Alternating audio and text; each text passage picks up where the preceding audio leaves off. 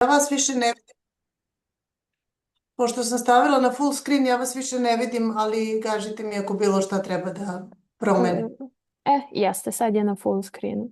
Znam da, nego samo ukoliko nešto treba, ja ne vidim više nikoga od učesnika. Važi. Dobar dan svima. Danas nastavljamo sa predavanjima. Ovo je posljednji dan, a sutra nastavljamo sa samim takmičenjem. Danas imamo tu priliku da slušamo Milenu Argirović, koja je neuronaučnik i rukovodilac u Takedi za područje Srbije, Crne Gore, Albanije, Makedonije i Kosova. Veliko nam je zadovoljstvo što možemo slušamo vaše predavanje danas i nadamo se da će i takmičari uživati. Hvala Jelena i dobar dan svima. Ja samo želim prvo da, prije nego što krenem, da pitam da li vam više odgovara na engleskom ili na srpskom, ne znam kakav je auditorijum.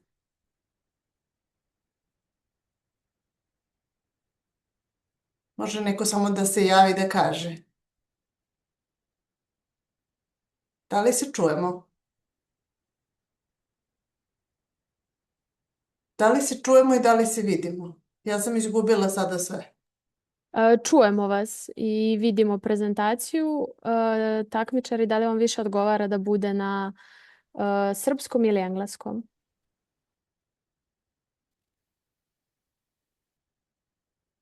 Na srpskom. Super, važi, hvala vam. Onda izvinite što su slajdovi na engleskom, bit će ih samo nekoliko, ali voljela bih da u stvari više razgovaramo nego što ja sad tu nešto prezentujem, a vi slušate. Ali evo, dobar dan onda još jednom, ja sam Milena i radim za japansku farmaceutsku kuću Takeda. Kao što znate i kao što svi imamo percepciju Japanu, Japan je zemlja gdje se inovacije rađaju i koja je prednjači u odnosu na ostatak sveta, tako je kako u ostalim oblastima, tako i u oblasti medicine.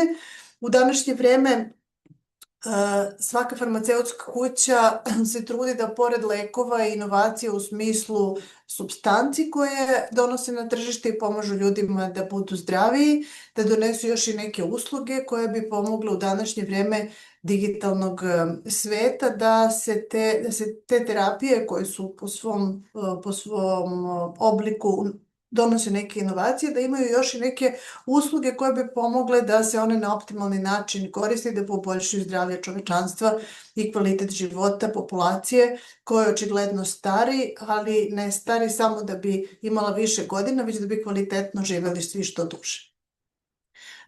Da bismo počeli, prvo se postavlja pitanje zašto je uopšte ta digitalizacija u zdravstvu važna i da li je zdravstvo ostalo kao jedno izolovano ostrvo u eri digitalizacije svega ostalog. Zdravstvo čini se malo kaska za ostalim industrijama ili sferama našeg života, pa smo svi svesni da više bankarske usluge, turističke usluge su u potpunosti digitalizovane, niko više ne koristi analogne servise kao što su odlazak u banku ili odlazak u turističku agenciju ili veoma mali broj ljudi. Dok je u zdravstvu sa dobrim razlogom to ostala oblast koja se posljednje digitalizuje u punom smislu te reči. Razlog za to je prvo što pričamo o ljudskom zdravlju, dakle podaci o ljudskom zdravlju i bolestima su senzitivniji nego podaci o nama generalno, kao što podaci koje razmenjujemo u prodavnicama ili bankama ili turističkim agencijama. S druge strane, ova oblast je zakonski vrlo strogo regulisana, šta se sme, šta se ne sme, što dodaje ozbiljnost i kompleksnost digitalizacije celog zdravstvenog sistema, a takođe i produžava proces jer je prosto obraćamo pažnju na mnogo više stvari kad je reč o ljudskom zdravlju. Međutim, svedoci smo da u današnje vrijeme svi zdravstveni sistemi imaju izazov da se suoče sa populacijom koja stari. Samim tim hronične bolesti daju sve veće opterećenje za pacijente, ali i za ukupno zdravstvene sisteme. To povećava naravno troškove. S druge strane suočavamo se sa manjkom radne snage s obzirom na kompleksnost posla i stareću populaciju s kojom se suočavaju, sve je manje optimalan broj zdravstvenih radnika koji mogu da pokriju sve usluge koje su potrebne. Kad govorimo o podacima, podaci su još uvek fragmentisani ne samo kod nas u Srbiji, već i u zemljama širom sveta, što znači da s obzirom na senzitivnost podataka, ultimativni vlasnik je naravno sam pacijent, ali takođe može da se desi da su pojedinačne bolnice ili neki sistemi ili u okviru jednog osiguranja zdravstvenog ili u okviru jednog sistema. O tome ću malo kasnije kroz neke konkretne primere da vam približim šta to znači, ali to znači da fragmentacija podataka znači da moji podaci ako se lečim u jednoj bolnici nego razgovaraju sa podacima kad odem u drugu bolnicu i sada lekar ne može automatski da vidi šta se meni dešavalo pre u mom životu. Tako da njihova odluka, odnosno ovaj silo decision making, ne može da bude optimalna ako nema sve te podatke na jedan klik.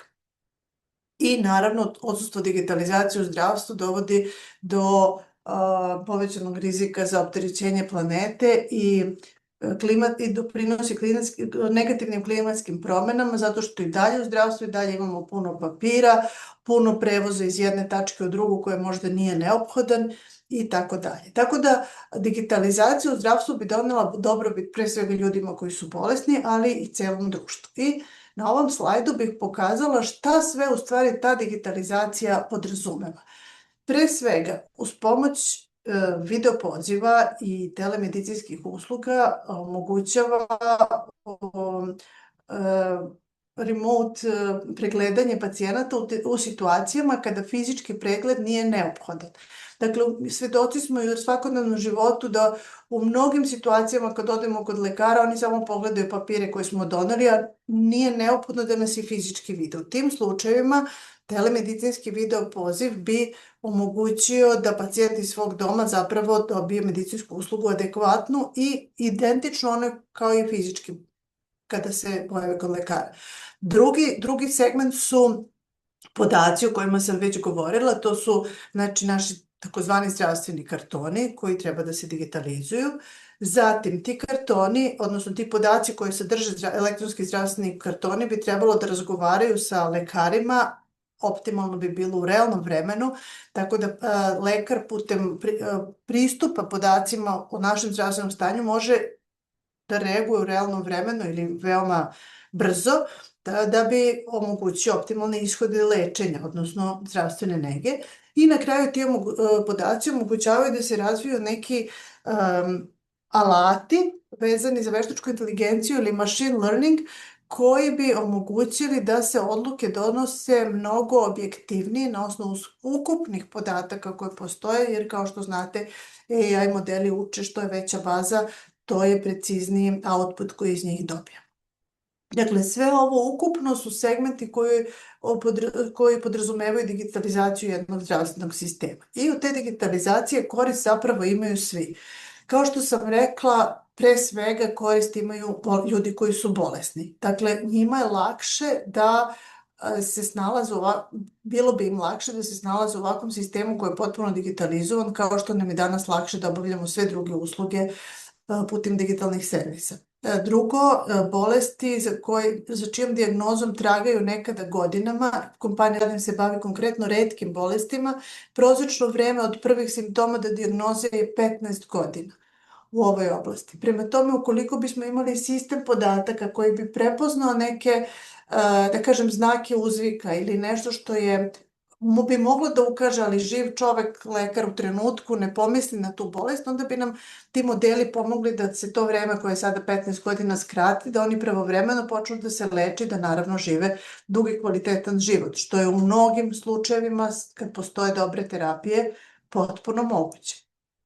Dakle, zatim mogli bi da imaju personalizovanu uslugu, jer lekovi se ispituju u kliničkim studijama na velikom broju pacijenata, ali to su randomizovane grupe pacijenata gde su ljudi po nekim kriterijima slični. Međutim, u realnom životu, kada se ti lekovi primenjuju, svako od nas je različit, ima možda neke druge pridružene bolesti i onda bi pristup digitalnim podacima i sveobuhvatnom stanju našeg organizma pomoglo da se svaka, ne samo terapija, nego i zdravstvena briga i nega personalizuje. I naravno, reč pacijenata bi se više čula kroz ovakve servise.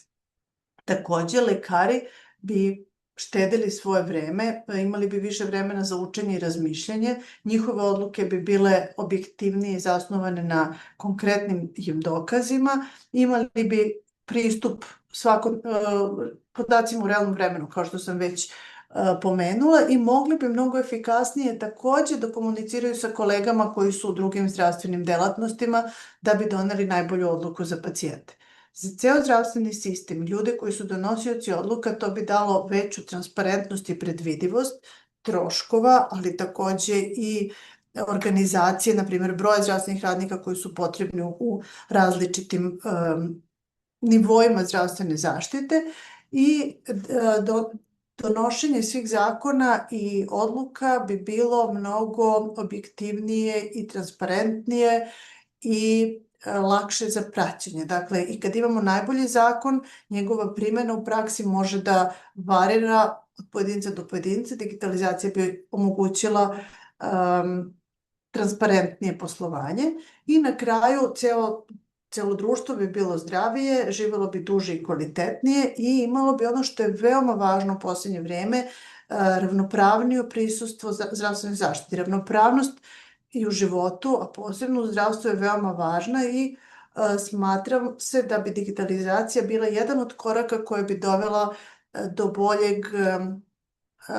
do veće ravnopravnosti pacijenata od bolesti do bolesti ili između različitih zdravstvenih sistema, država, regiona, bolnica i tako dalje. Osim ovih očiglednih vrednosti za sve učesnike u zdravstvenom sistemu, digitalizacija bi omogućila, evo kao što danas imamo prilike da razgovaramo o jednom projektu, da učestvuju je veliki broj ljudi različitih obrazovanja i nivoa i iskustva i znanja. Digitalizacija takođe donosi veliku mogućnost za dalje istraživanje i razvoj, pa bi od toga koristi imala i akademija, što znači edukativni sistem, znači sistem fakulteti, ljudi koji se bave edukacijom mladih snaga kao što ste vi, zatim naučnici koji bi iz toga mogli da objavljuju naučne radove, ali takođe i start-up zajednica i čitava planeta. Tako da praktično vrednost od toga ne postoje, naravno postoje opasnosti koje treba regulisati zakonom kao i u svakom drugom digitalnom svetu, ali realno prednosti su mnogo veće nego što su rizici. Ja bih sada, u stvari, pošto sam rekla ovaj teoretski deo, probala da vam kroz par nekih konkretnih primjera kojima sam se bavila ja u okviru firme za koju radim, da vam približim šta to konkretno znači, da vam dam nekoliko uspešnih primjera digitalizacije u našoj zemlji.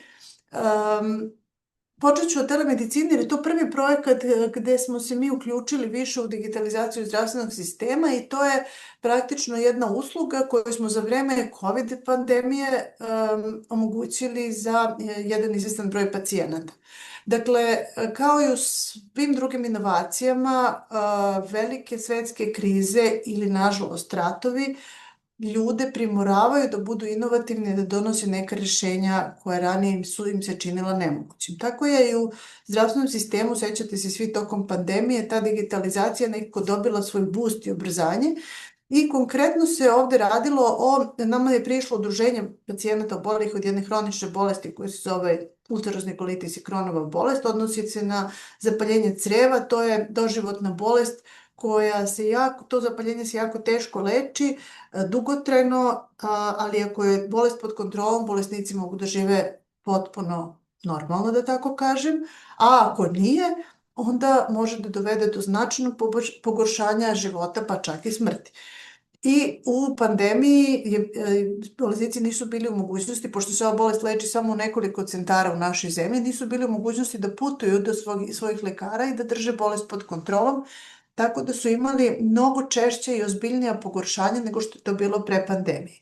I udruženje pacijenata nam je prišlo sa idejom da se omogući online video veza između njihovih lekara i ljudi koji žive u različitim gradovima širom Srbije, kako bi imali stalni, prvo psihološku, kako da kažem, podršku od strane svojih lekara, a drugo i konkretnu podršku, jer bi oni u svojim mestima gde žive mogli da urade sve analize, da uploaduju lekaru i da onda u tom video pregledu, da tako kažem, da omoguće konsultaciju. I sada da ne dužim, ta usluga je zaživela najpre u jednoj bolnici, to je Kliničko-bolnički centar Zvezdara, zatim u svim ostalim bolnicama koje se bave tom patologijom i to je zahtevalo u hodu primene, zahtevalo je saradnju sa mnogim učesnicima u procesu. I ono što bih htjela ovdje naročito da naglasim je da je za svaki napredak, posebno za digitalizaciju u zdravlju, neophodno partnerstvo sa ogromnim brojem učesnika u sistemu, što sam ja probala ovdje da prikažem. Ovdje je samo jedan deo partnera s kojima smo mi sarađivali na tome. Pre svega to su udruženja pacijenata zbog kojih mi svi postojimo i radimo to što radimo, ali ovdje je bilo neophodno dodatno budžetiranje gdje smo imali pomoć vlade Japana i UNDP-a, takođe vlade Republike Srbije, jer ovo ni jednim pravilnikom niti zakonom nije bilo prepoznato kao usluga, i takođe bilo je neophodna podrška nekih softverskih kompanija koje su zdravstveni softver u državnim ustanovama prilagodile sadašnjoj potrebi lekara da odabere da li će pacijenta da pregleda fizički ili putem video poziva. Tako da je bilo neophodno izmeniti par nekih pravilnika, podzakonskih akata, bilo je neophodno obezbediti finansiranje, bilo je neophodno obučiti lekare i sestre i dati podršku pacijentima ukoliko se ne snalaze u toj usluzi, mada je to, moram da kažem, predrasuda. Mislim da su svi ljudi dovoljno edukovani za video pozive danas, tako da to je bio najmanji problem. I nakon toga smo mi zapravo bavili se benefitima koje sam već naglasila, koje su imali zdravstveni radnici, koji su štedili vreme jer nisu imali 1000 pacijenata u čekaonici. Pacijenti su takođe štedili svoje vreme da ne putuju, ali ono što je interesantno i uklapa se u ovu priču One Health je da smo izračunali koliko smo samo za godinu dana tog pilota u 6 bolnica uštedeli emisije ugljen dioksida, jer pacijenti nisu uzimali autobuse, automobile i putovali. Mi smo računali bukvalno za svakog pacijenta, lupam, iz Novog Pazara do Beograda i nazad, potpuno nepotrebno, već su iz svog doma obavljali te usluge. Za godinu dana smo spasili 90 drveća. To je onako jedan fun fact koji smo izračunali kao trešnja na šlagu na sve vrednosti koje imamo, eto i vrednost za sve nas kao društvo i za životnu sredinu. Tako da je to bilo i na sve to, naravno u vreme pandemije, veliki benefit je bio što ni lekari nisu bili izloženi nepotrebnim kontaktima s pacijentima i potencijalnom zaražavanju i vice versa. Pacijenti nisu putovali autobusom gde je opasnost od zaraze bila 100.000 puta veća, niti su čekali u čekaonicama. Tako da je to jedan primer. Drugi primer upotrebe podataka je jedan digitalni registar koji radimo za jednu retku bolest, koji je unapredio u stvari dosadašnje saznanje o registrima koji su tradicionalno bili samo jednokratni presek koliko ljudi boluje od neke bolesti, koliko su oni pola, koliko su prosečnog uzrasta i tako dalje. Ovaj digitalni registar je omogućio kroz praćenje elektronskih zdravstvenih podataka pacijenata obolelih od te konkretne retke bolesti koje se zove hereditarni angioedem, da se prate njihovo stanje i kroz međunarodno sertifikovani upitnik o kvalitetu života, njihov kvalitet života. Jer kao što sam rekla na početku, nije nam cilj svima nama koji radimo u zdravstvu da samo produžimo život i da živimo kao biljke posle svoje 60. godine, već da živimo punim plućima i kvalitetno. Zato danas svrha lečenja više nije samo da preživimo, već da živimo dugo i kvalitetno.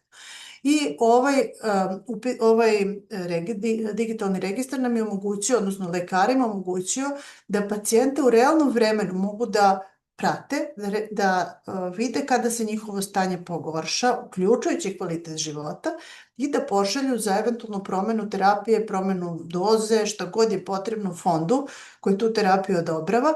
S druge strane, fondu je omogućilo transparentnost u poslovanju i predvidivost troškova koje odvaja za tu konkretnu populaciju ljudi koji boluju od ove bolesti.